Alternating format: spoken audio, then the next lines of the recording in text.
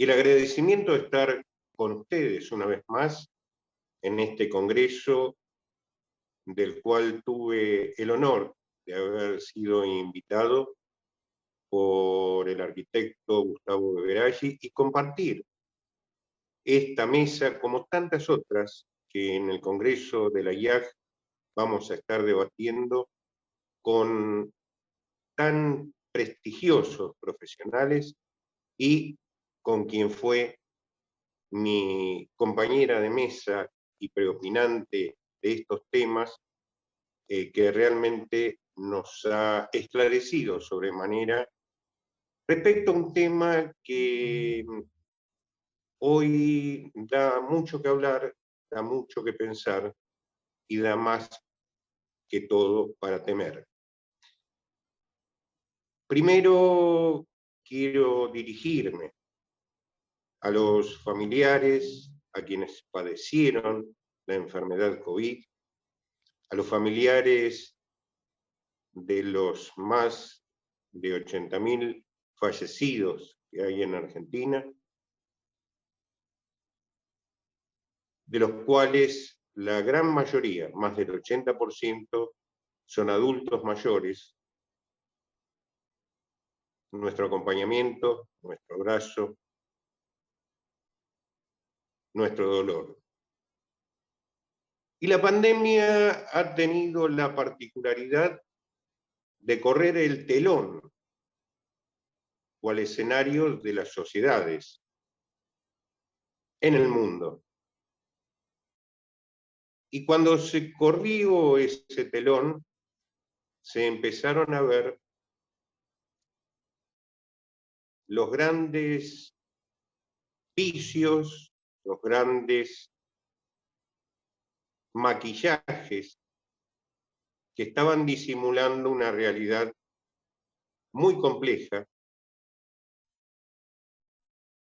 y a su vez se fue corriendo el velo de aquellos que hoy dirigen los estados en el mundo. Fundamentalmente se fueron viendo desarropados,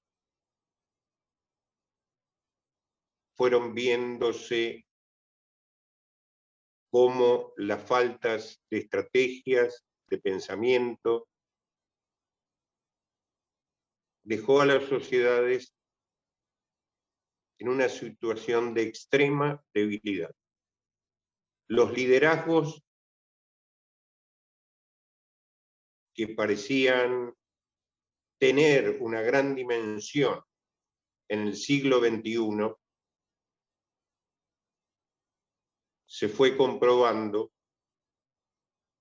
que no estaban a la altura de un mundo que parecía haber resuelto grandes ecuaciones desde la robótica, desde la informática, desde la tecnología, pero que había perdido la dimensión filosófica del humano. ¿Y qué hemos observado?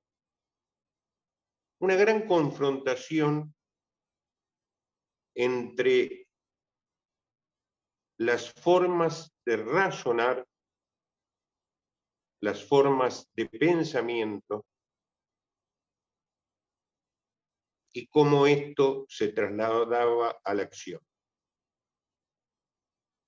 Vimos cómo esta gran confrontación a la que hoy estamos atados los millones de habitantes del mundo, que es esto que se tensa momento a momento entre el pensamiento crítico y el razonamiento motivado. ¿De qué estoy hablando? ¿Qué es el razonamiento motivado? Lo que ha prevalecido durante estas instancias en los grandes países y los pequeños países del mundo, desde sus dirigentes. Ese razonamiento que allá en el año 44 a.C., en los famosos idus de marzo, llevaba a Julio César a la muerte. Simplemente porque se gobernaba a partir de estar orientado en el vuelo de las aves. Y ese pensamiento mágico, esos días fastos, los días de marzo, los días que tenían que favorecer la suerte de quien dirigía los destinos de Roma y que tomaba las decisiones de esa forma, llevaron a que no eran tan fastos, no eran tan certeros, y en uno de esos días terminó su vida asesinado. La contracara de gobernar mirando hacia dónde vuelan las aves, no solo de gobernar, sino de estructurar las acciones de nuestra vida, es el pensamiento crítico. Es un pensamiento que se va construyendo horizontalmente a partir no de la mera creencia de un líder, de un iluminado, sino precisamente de la confrontación de un sujeto colectivo que tiene distintas miradas sobre la realidad, que reconoce lo que es el valor de la confrontación para lograr síntesis, es decir, el reconocimiento y el valor de lo que se genera a través de la ciencia, de la construcción de la diversidad y de evitar que esos iluminados sean los que conduzcan a las sociedades, a los grupos, en los momentos de gran. Esto que estoy señalando no es ninguna otra cosa que lo que decía Diógenes de Sinope allá por el año 400 a.C., que empezaba a definir el decurso de lo que fue la escuela de los cínicos y que cuestionaba a los poderes constituidos y que establecía inclusive que en definitiva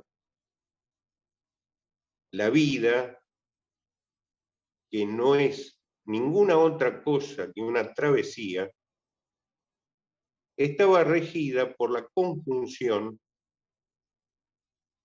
del tiempo y la libertad. Fíjense que se estaba definiendo el proceso de envejecimiento. Es más, cuando a Diógenes le señalaban si no era viejo para hacer tal o cual cosa, respondía con una pregunta. Si usted es invitado a correr una carrera en el estadio, imaginemos la Grecia del siglo de Pericles, y está por llegar a la meta, ¿qué deja de correr y empieza simplemente a caminar, o emplea la mayor de las fuerzas para llegar a esa meta.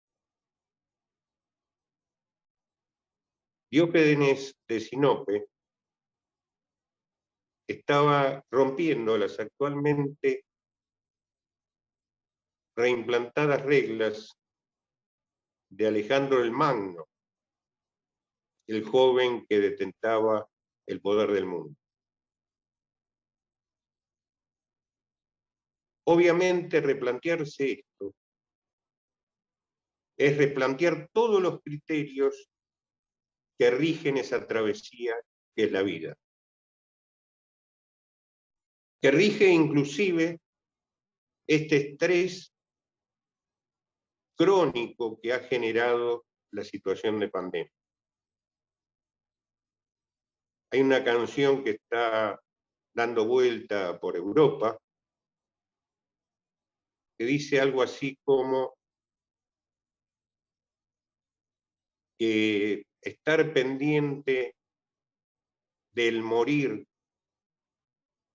todos los días, toda la vida, no implica evitar el morir. Lo que impide es vivir.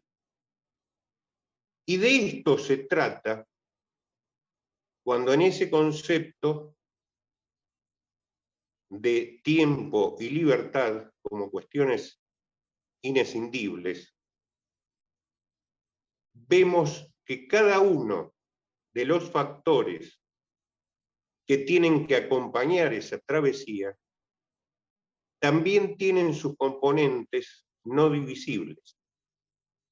No podemos hablar de salud si no consideramos que la salud es física, es psíquica y es social. A la vez, no se puede diseccionar y decir, bueno, ahora vamos a resolver la cuestión física, después la psíquica y más tarde vamos a ver la social. Cuando hablamos de seguridad social, tampoco podemos escindir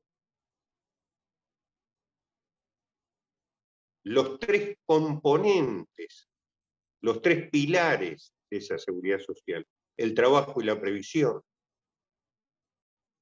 la salud, la educación. No podemos decir, resolvemos esto primero y lo otro vemos después a ver qué pasa.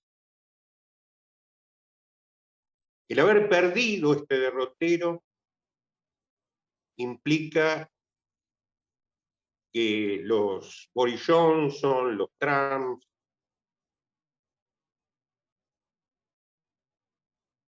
los oráculos nuestros hayan generado una de las mayores tragedias que ha tenido nuestra sociedad. Más allá del virus, el gerontovirus, como lo llamábamos al principio, en realidad era, como decía Ramón Carrillo, solo un pobre transmisor de enfermedades en un momento de la historia donde sociedades como las latinoamericanas, como la nuestra, tenían un marco para incubarlo de miseria y pobreza. Dicho esto, en el término de la excepcionalidad, el virus, cuyo comportamiento en Latinoamérica sabíamos porque el continente norte nos había ofrecido muestras brutales, por ejemplo, en términos de las residencias de larga estadía, geriátricos, o como gustemos llamarlos, Los nombres no cambian los contenidos deben cambiarse para que se transformen los nombres. Veíamos que se iba a ensañar en nuestras residencias si no hacíamos ciertas cosas. Había sido un desastre lo de España, lo del norte de Italia. ¿Qué necesitábamos? Hacer testeos intensivos de aquel que entraba y salía todos los días de la residencia, que es el personal, los trabajadores. Lo que nosotros llamamos entre nosotros la comunidad geriátrica. Heroicos, porque la pandemia mostró las grandes miserias, pero también la heroicidad de aquellos que pusieron su cuerpo, que dejaron su vida en muchos casos, para enfrentarlo. Y esa comunidad geriátrica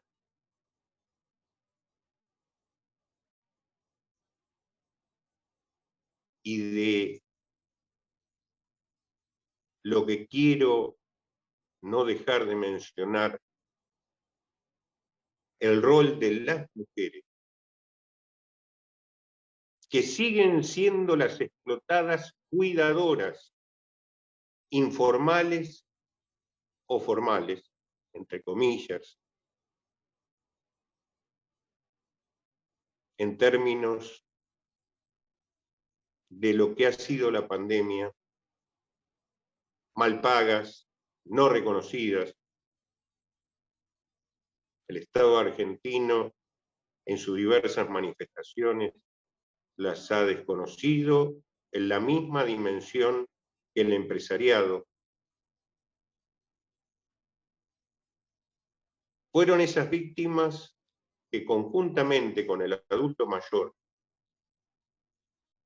que estaba en esas residencias,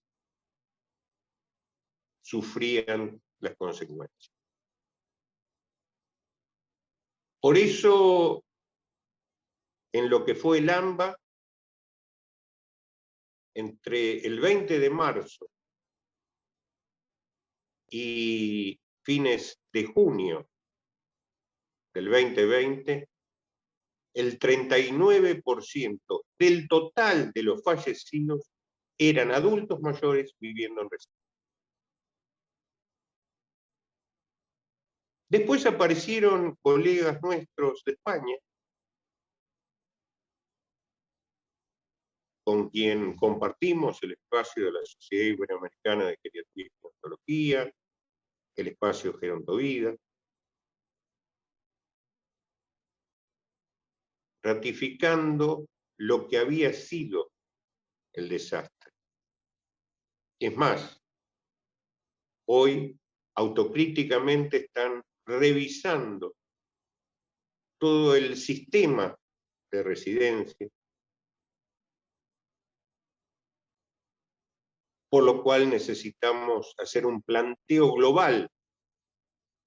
Porque ¿qué pasa en Argentina al respecto? Primero, como tan correctamente señalaba Gabriela en su exposición anterior, seguimos machacando sobre el envejecimiento saludable, sobre evitar el edadismo, sobre la no discriminación, pero en definitiva, las respuestas que damos como sociedad o como Estado son exactamente las mismas que se daban hace 30 o 40 años atrás. Seguimos teniendo como única alternativa de cuidados cuando la situación familiar, que sigue siendo concebida como en el siglo XIX, como la concebía Vélez Sarsfield en el primer Código Civil, como una familia nuclear que debe tener el deber de asistencia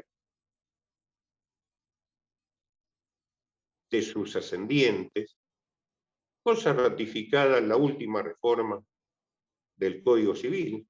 Familia nuclear que sabemos que no se da más así en la realidad. Yo, que soy un joven arrepentido, provengo de una sociedad donde había un padre con muchos hijos. Bueno, hoy la familia tiene otra estructura. Hay un hijo con muchos padres, para simbolizarlo, para que se nos entienda. Pero la que sigue clavada cuidando al postrado, al adulto mayor, sigue siendo la mujer, que a su vez termina siendo criminalizada por el deterioro de aquel a quien cuida. Una de las grandes cuestiones no demasiado observadas por aquellas mujeres y aquellos que dan una heroica lucha por evitar la discriminación por el seno.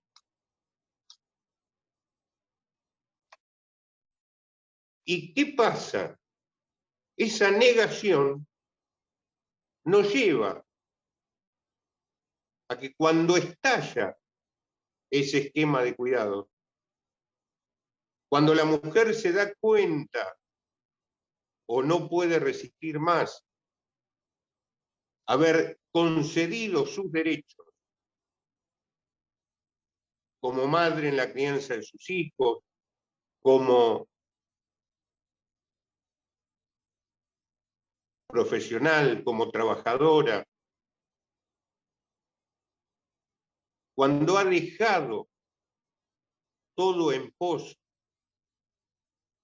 de atender a aquel que quedó dependiente y que no se le ofrece una alternativa de atención, donde se sigue apelando a cuestiones también del siglo XIX, principios del siglo XX. Che, conozco una señora que cuidó a Juanita de la otra cuadra y era buena, la atendía. Y así se va victimizando al dependiente y a su cuidadora. Cuando esa situación estalla, aparece la residencia de larga estadía, geriátrico, hogar. Más allá del nombre, el problema es la estructura, la falta de alternativas. En Argentina, una actividad muy particular que creció desde los años 70 al son de lo que fue la obra social para jubilados y pensionados, que la llamamos PAMI. Era un programa, en realidad, de un Instituto Nacional de Servicios Sociales para Jubilados y Pensionados. El PAMI era el Plan de Asistencia Médica Integral. Bueno, esa gran melange,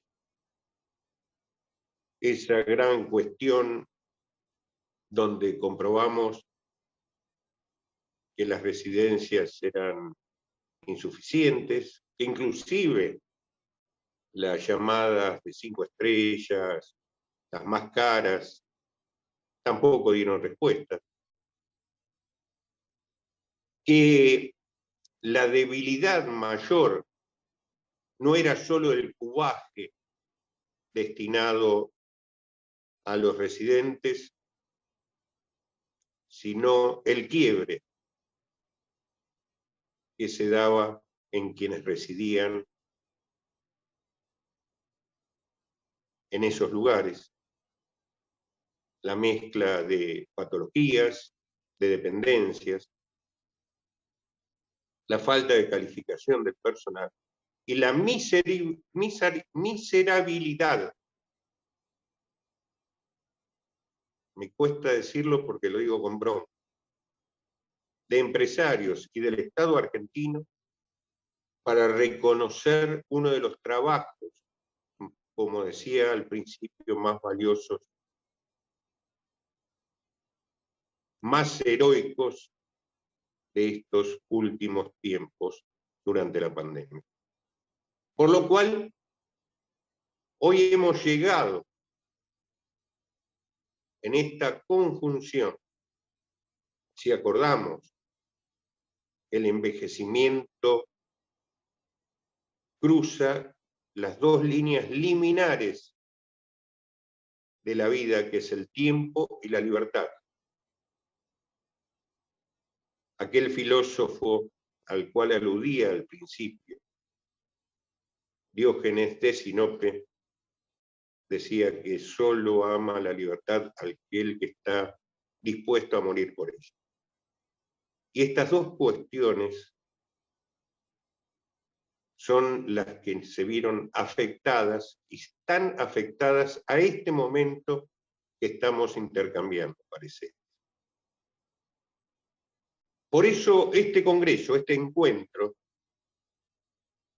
tiene que servir para que horizontalmente podamos conjugar distintos pensamientos, para que puedan no estar de acuerdo con lo que yo digo, pero que lo planteemos, que lo debatamos, que lo critiquemos y nos dejemos de mirar al líder que orienta sus decisiones a partir del vuelo de las aves. Este es el desafío. Hay un sistema que hay que replantear integralmente. Y en ese sistema, las sociedades, los estados, ya han mostrado sus debilidades.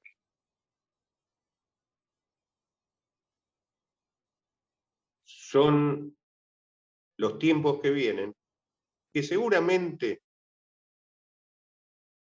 no son de esos tiempos que ya los transcurrimos, sino de quienes hoy se están mirando en este espejo que adelanta, en este espejo que en Argentina, al que va transitando la vida, le muestra que el llegar es pobreza, es negación del deseo, es asexualidad, es discriminación.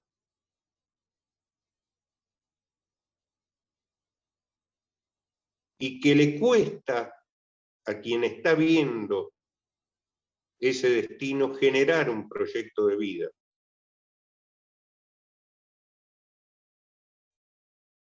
Que ese espejo se puede transformar, que puede devolver una imagen distinta, que evite lo que hoy ocurre, una terrible y monumental gerascofobia, un enorme miedo